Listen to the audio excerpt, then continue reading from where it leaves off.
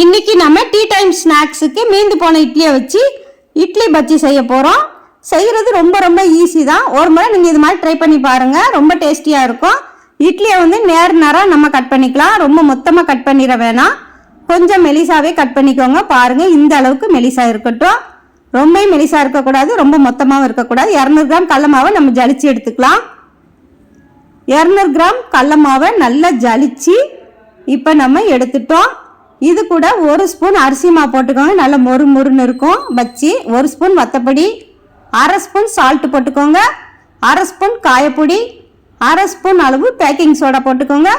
கொஞ்சம் கொஞ்சமாக தண்ணி ஊற்றி நம்ம பஜ்ஜிக்கு மாவு எப்படி பிசைவோமோ அதே மாதிரி பிசைஞ்சு எடுத்துக்கோங்க. பாருங்கள், இந்த அளவுக்கு நீங்கள் பிசைஞ்சு எடுத்துக்கோங்க. 10 நிமிடங்கள் ரெஸ்ட் எடுக்கட்டும்.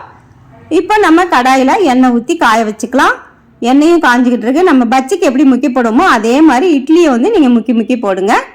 பாருங்கள், இது மாதிரி நீங்கள் முக்கி முக்கி இட்லியை முக்கி முக்கி போடுங்க. அடுப்பை வந்து மீடியம் ஃப்ளேமில் வச்சுக்கோங்க. ரொம்ப ஹைலையும் வைக்க வேணாம், லோலையும் வைக்க வேணாம்.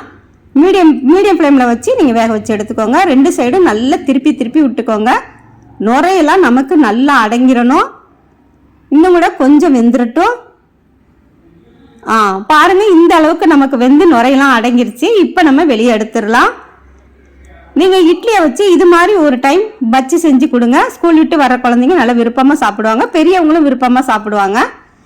இட்லி பஜ்ஜி வந்து நல்ல மனமாக சுவையாக டேஸ்டியாக இருக்கும். ஒரு முறை நீங்கள் ட்ரை பண்ணி பாருங்களேன். சாஸ் வச்சு கூட நம்ம சாப்பிட்டுக்கலாம், எது வேணாலும் வச்சு சாப்பிட்டுக்கலாம். தக்காளி சட்னி கூட வச்சு சாப்பிட்டுக்கலாம், ரொம்ப டேஸ்டியாக இருக்கும். நம்ம இட்லியை வேஸ்ட் பண்ணாமல் இன்றைக்கி டீ டைம் ஸ்நாக்ஸு செஞ்சுட்டோம். நீங்களும் ஒரு டைம் ட்ரை பண்ணி பாருங்கள். தேங்க்யூ.